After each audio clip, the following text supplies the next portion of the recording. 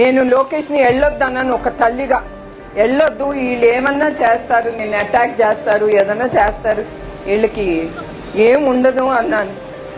అన్నప్పుడు ఆయన లోకేష్ ఒకటే చెప్పారు, అమ్మా నేను ఇంట్లో కూర్చున్నా వాళ్ళు ఏమన్నా చేయగలరు, నేను వెళ్తాను, నేను వెళ్ళి మన తెలుగుదేశం పార్టీకి నాకు ఇప్పుడు అవసరం, నేను వెళ్తాను, వాళ్ళే ఉన్నారు నాకు అని. ఇప్పుడు మిమ్మల్ని అందరినీ చూస్తే ఆ నిర్ణయం కరెక్ట్ అని ఇప్పుడు తెలుస్తుంది.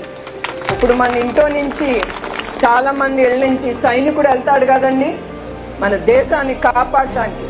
అట్లానే నేను అనుకున్నాను, నా బిడ్డ వెళ్ళని, మన తెలుగుదేశం బిడ్డలు కానీ ఆంధ్రప్రదేశ్ కి అతను అవసరం, అతను కాపాడతాడు ఆంధ్రప్రదేశ్ ని. ఎట్లా నాకు మా ఆయన మీద నమ్మకం, అట్లానే మా అబ్బాయి మీద కూడా నాకు అంత నమ్మకం. అతను తప్పకుండా మిమ్మల్ని అందరినీ ముందుకు తీసుకెళ్తాడని.